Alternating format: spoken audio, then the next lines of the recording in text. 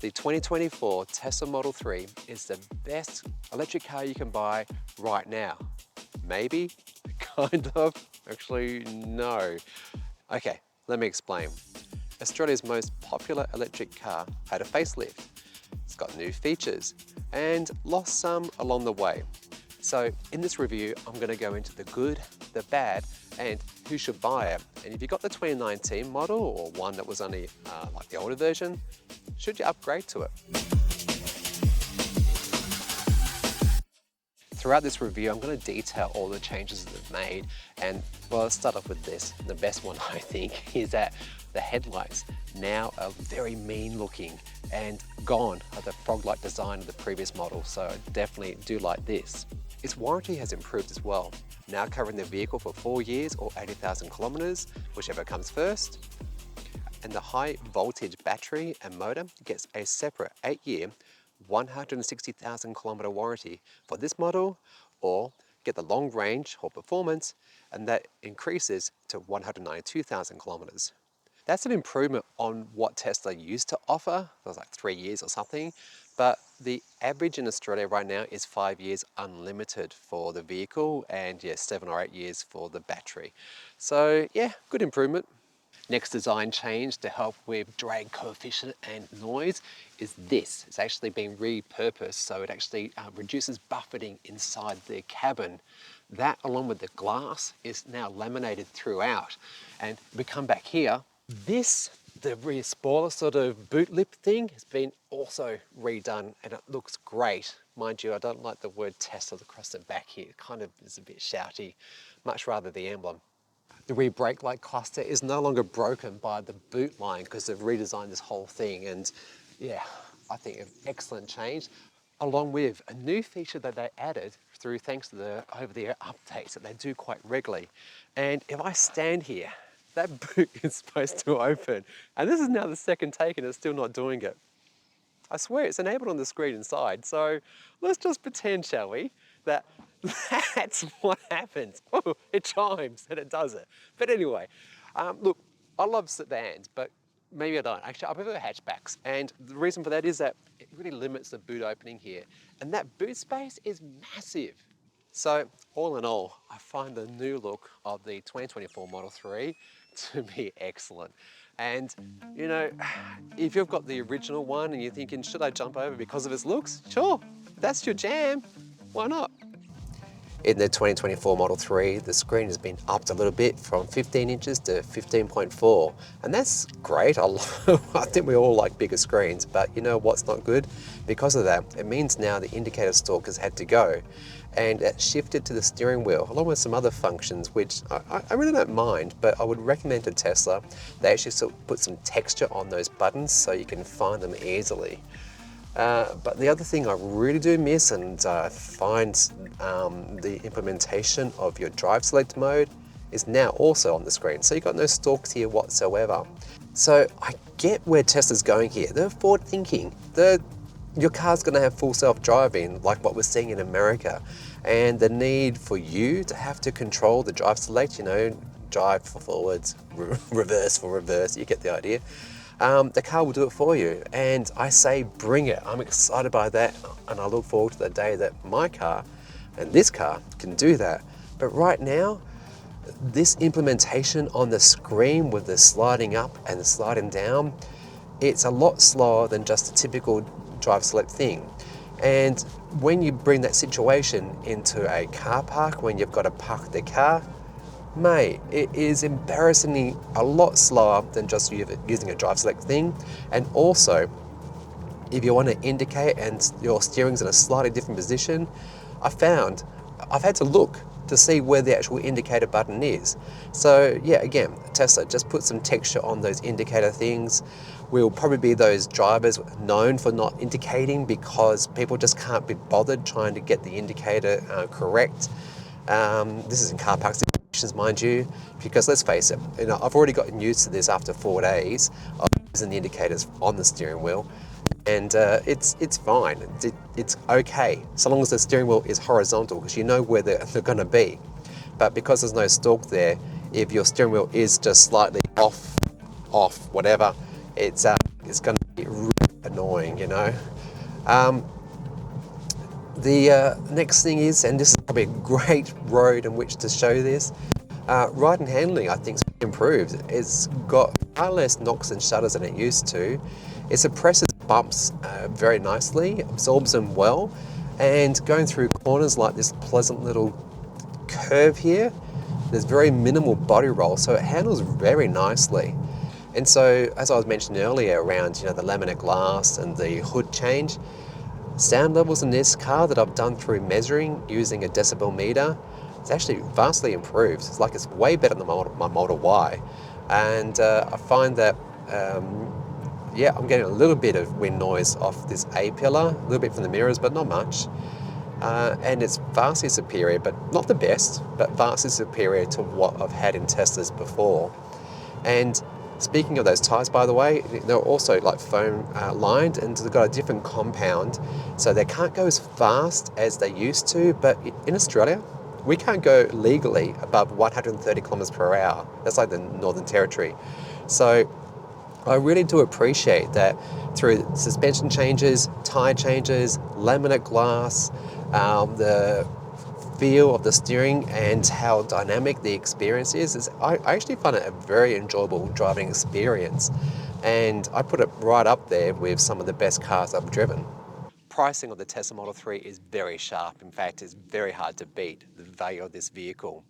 Coming in at $56,700 before on-road costs for this model, long range $66,700, or performance $82,700.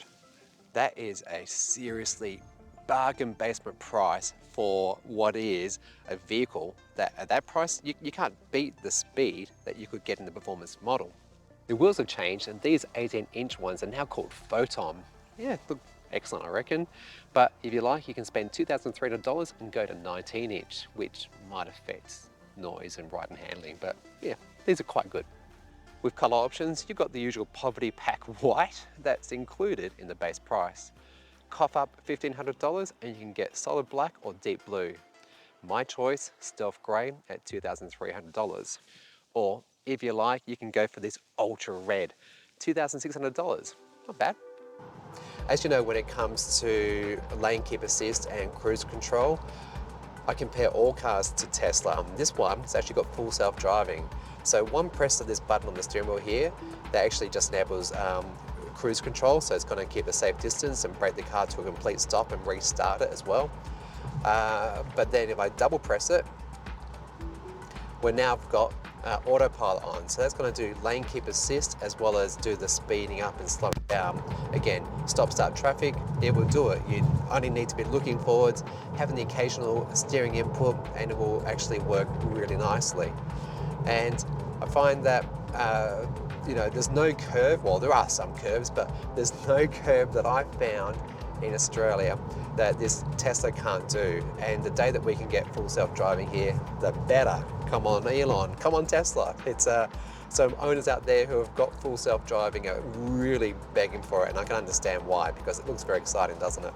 Now, if you opt for that, I think $5,100 and $10,100 option for either enhanced autopilot or full self-driving, in addition to doing, you know, like what we're doing right now, you can also do lane change. So if I indicate, it's going to come up and a little bit of pressure on the steering wheel and it changes over quite simply. And if I want to go back, I just do the indicator, it's showing on the screen where it's going to go, and it does it. It's pretty damn good.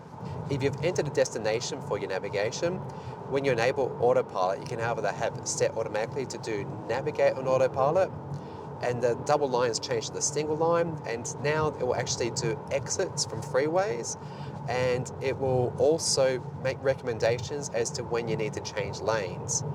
Now, that last bit is a little problematic, and I've done a video on this and it hasn't changed, it's still the same. So I recommend, if you've actually got those either EAP or FSD, have it enable you like to say, hey, this is when I think you should change lanes, okay? And then it will, it's up to you to make the decision as to when to do it, because if you allow the car to actually do this, it will make the most silliest of suggestions when it comes to changing lanes. It will move you behind slow moving traffic. It will move you over way before you need to change lanes to exit a freeway, say. And yeah, it's pretty annoying. And right now, I don't know why, but it's actually not letting us do navigate and autopilot because we've got the two blue lines instead of the single. So let me just overtake. With thanks to my camera assistant, I've learned that it actually gave me a warning that it wasn't going to do navigate and autopilot because of poor weather. So I've just put the wipers onto full, and it's still not happy. It's actually clearing up now, so let's just put the wipers back to auto and see what it wants to do. Be curious, I think this is actually quite reasonable for it to do FSD. Like navigate and autopilot rather. I don't know. I'll get some B-roll demonstrating it, exiting a freeway and stuff, so, yep, it temporarily did it. Anyway, again, if you want the best,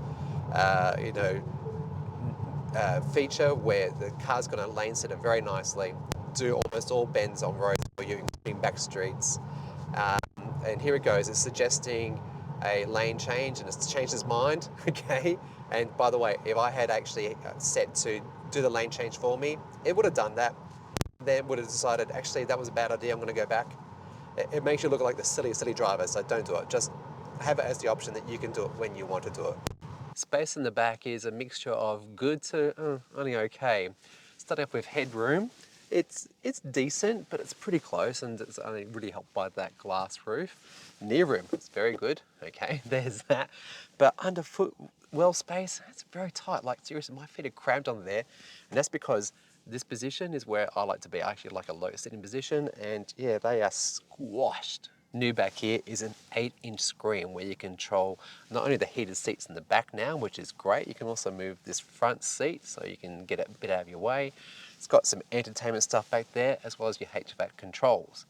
Coming beneath that, we've got 2 USB sockets and the vents, which are done through the screen, which is that really necessary? It seems a bit fussy, and if anything, maybe just prone to breaking in the future. Who knows? Other features back here is you've got some center cup holders along with seat back pockets, and that material back here is actually a lot nicer than the plastic that's in my Model Y, say. Lots of places to put drinks and Isofix on the outboard seats, as well as some top tether points. But the best thing about Teslas is the glass roof, and if you want the best view, just come back here. It's actually really quite nice. Changes in the 2024 Model 3 include now, unfortunately, a smaller glove compartment. Like, honestly, it's not that usable. Speaker system in this model only gets 9 of them, and it's kind of lost that premium sound. Like some of the frequencies are just absent. I'm comparing that, by the way, to my Tesla Model Y. If you opt for the long range or performance version, that's actually had a performance upgrade to now 17 speakers. It used to be 14, now it's 17. And owners tell you that's excellent. So I think, look, if you're coming from, let's say, a Toyota Camry into this car, it's gonna sound great. But if you've had the previous Tesla Model 3, you'll actually hear the slight difference, like it's not as good in this model. Other changes in the updated version is this center console area. They've actually hidden the cup holders now, which I actually quite like because not everyone actually wants to see that. I would like to see it though in this cavernous hole here, which is great for storing things, don't get me wrong. But to actually have a shelf in there, like there's a lot of aftermarket accessories for a very good reason. So yeah, this kind of lacking somewhat. Down there, by the way, is a 12-volt socket. And under here, the usual space, again, very cavernous. So again, let's get a tray in there, Tesla, can we? That'll be really appreciated. And the other thing that I'm really loving about this interior is that its build quality is definitely better. Material use, fantastic. Gone is that ugly wood piece that was on the front here before. Now you can actually get this like cloth fabric, and I really do like the look of this. It's so much more 2024, and everything's put together really well, and your touch surfaces are soft. And yeah, I think they've done an excellent job of improving this. Okay, controversial subject now, and you'll learn why in a second. Safety systems. The Tesla Model 3 has got all the usual stuff: autonomous emergency braking, pedestrian, cyclists, you name it. They've increased the number of airbags from 6 to 7. It's actually now got back here a center airbag. They've also improved side impact protection. Brilliant. These are all good things. And you're thinking to yourself, well, what's the controversy, Chris? Well, the controversy is that it should be rated 5-star, and Tesla is working on actually getting back its 5-star rating because it lost it. We don't know the reason why it lost it, but even as I'm filming this video right now, it still hasn't got a 5-star ANCAP rating, despite basically adding new features that it didn't used to have. I find that kind of bewildering. If anyone knows, can you put in the comments as to why that is? And hey, if you enjoyed this video, subscribe. That'd be really helpful. Okay, Chris of the future now. We're about to exit the freeway and you'll see the car take the exit by itself. So it's indicated. It's going to take the actual exit and it's doing the crazy. Oh my gosh. Did you just see what it did? Oh my gosh. That is actually something that I've done in another video and it's still the same. It is still the same. What? Okay. Again, this is one for the comments section and you go for it. If I'm understanding this correctly, all right, in Australia, although we've had hardware changes and upgrades and performance improvements, the actual operating system and the software that does Autopilot, it's actually realistically what was coming out in 2019. Can you believe that? And I see plenty of videos from Australians, from people in the UK, and where they're not, this is Tesla, they're not actually utilising the full power of the CPUs. Like there should be dual processing going on, whereas like a validation and a check within the own car system to say, is this okay to do? Is this okay to do? It's always asking itself that sort of question. And that's using the cameras for its test of vision, yeah? That exit back there, I've done that before and I'll link the video up here somewhere. There's another bit of the freeway, I could probably go find it and replicate it there too. And yeah, that was quite dangerous. Like I had a car behind me and I would have looked like a right buffoon doing that sudden like, whoa, you know, the car was like, oh no, I can't exit here. I can't exit here. So yeah, if you understand all this stuff better than I do, please do put it down in the comments. And if you've got a great answer, I'm going to pin it. I'm going to pin it because yeah, I do know that many owners who have FSD or even EAP, they like saying it's been a waste of money. Like the feature set that it gives, and especially because right now the ultrasonics or something means that this can't even do summon, smart summon, nor automatic parking right now in Australia. Yeah, it's definitely, I would not recommend you buy those features. Just wait until Tesla says they're fixed. Okay. Range and efficiency of the 2024 Tesla Model 3 is improved with thanks to those changes that I mentioned earlier. They've reduced the drag coefficient to 0.219. That's pretty damn impressive and makes for a slippery car. Yeah, you heard right. I said slippery, okay? Get over it. So when you're talking about range, let's remember there's two different things, right? There's the everyday real world range. That's what you and I will get, not the sticker, but I'm going to give you the most common results using not only the claim range of WLTP, that's the metric they use and the test they use rather to actually give us a result. No, I'm going to give you the EV database, which is based upon thousands of users submitting their data to that database. So here we go. For this Tesla Model 3, has a claim range of 513 kilometers, but real world 415. With an efficiency rate of 13.9 kilowatt hours per 100 Ks. Then the long range will do about 15 kilowatt hours per 100 Ks, meaning real world 500 kilometers, but Tesla will claim 629 kilometers. And then finally, the performance model, 528 kilometers using WLTP, but realistically 16.1 kilowatt hours per 100 Ks, giving you a total range of 465. So still very good numbers, very usable. And look, 40, 50 Ks per day you do for your commute to work, let's say. So 200 kilometers per week, You can easily go a full week on one charge just with this car alone, the entry-level model, and fill up once per week if that's how you have to work. You know, say people who don't have access to a power point at home and have to use public chargers. People unfamiliar with Teslas, they often ask, don't you miss like a driver's binnacle in front of you? And to be honest, you get used to it pretty fast. Like this speedometer up here has recently increased in size with one of the software updates, and I really do appreciate that, especially with these eyes. And that's fine, that really is.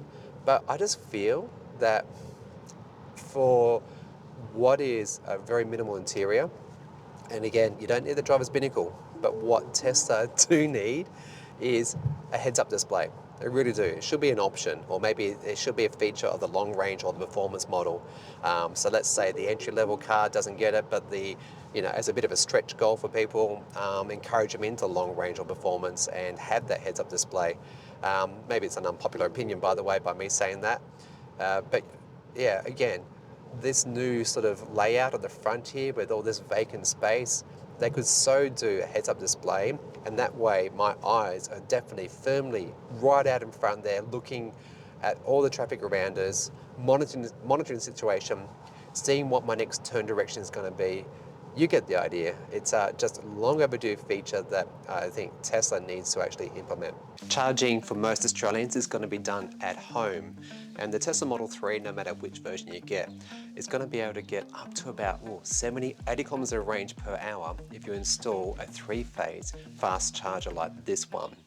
But for most Aussies, you know what? You can actually get about 10 kilometers of range per hour by using the slow charger through this, the standard Australian outlet. So your 50 kilometers per day that most Aussies do, in fact it's more like 40, plug it in 4 or 5 hours later, before you even go to bed, you've got a full tank again.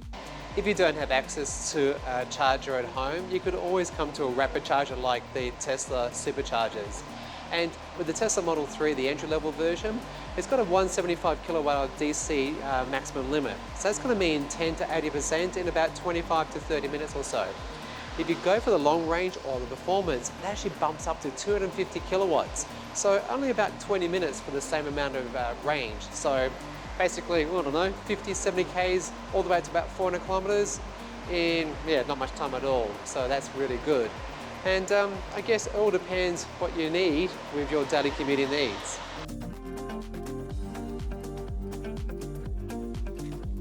So, what are my final thoughts on this car and who do I recommend it for? Well, to start off with, the Tesla experience from charging availability most everywhere, the app, the screen, its new looks and redesign, its build quality, material use. There is so much that's been improved in this car. It is it's excellent, it really is. And with that price point, it's making it very difficult for other competitors to actually match what you're getting here. It's great value. Ventilated seats, love it. The LED interior. This car at night time is beautiful, by the way, and you've got the LED matrix lights that have been a recent over-the-air update, which again, what other car maker does that? When you buy your BMW or your Kia or Hyundai, you basically get in the car and that's it. Very little will change. Sure, they're going to do over-the-air updates, but they're actually seldom far and few between. And the more tweaks around maybe the motor or battery management, stuff that you won't enjoy or see very much. Whereas this, it's amazing. But for all that glowing praise, there's always got to be a but, doesn't there? And look, I'm not controversial in saying this. We need Android Auto or Apple CarPlay. And hear me out, and I'll tell you why. They recently added Audible. I love Audible, by the way. I'm not sponsored. And I really do appreciate that they've put in that. And you've now got Spotify, you've got the FM, DAB radio. They've improved the antennas, by the way, and also connectivity in your mobile phone, all of which are good improvements. But still, we don't have an app store yet by Tesla. They promised it yonks ago, heard nothing of it, so let's just pretend it's not going to happen.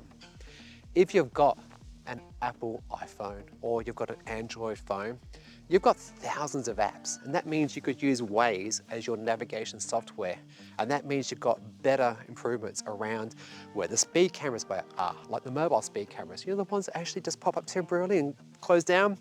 That's what Waze is good for, and that's why people love that particular bit of software. But maybe there's something else you really love, and on that lovely screen in there, it so should have it. And if you've got Android Auto or Apple CarPlay, you know full well the voice assistant is a hell of a lot better than what you get in Tesla. Honest to goodness, this thing is so bad. Send a message to Sophie Vanderstock.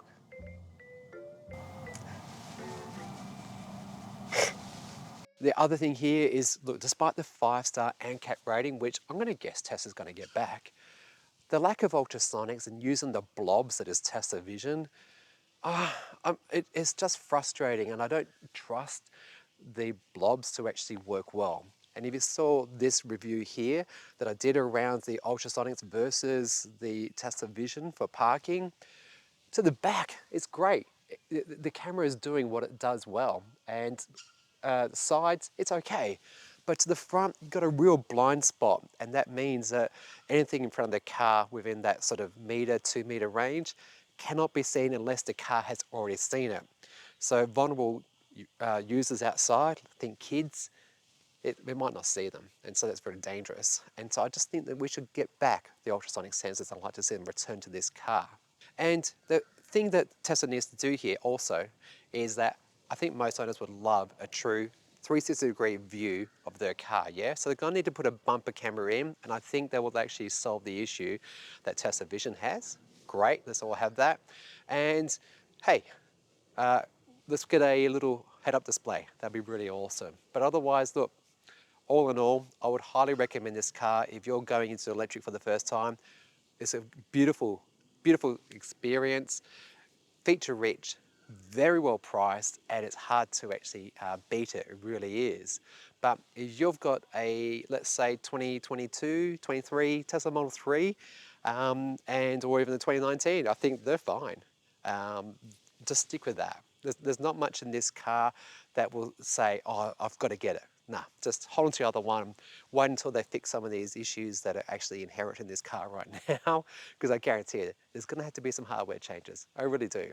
And if you think I'm wrong, comment down below. And once you're there, subscribe. That would be all really helpful.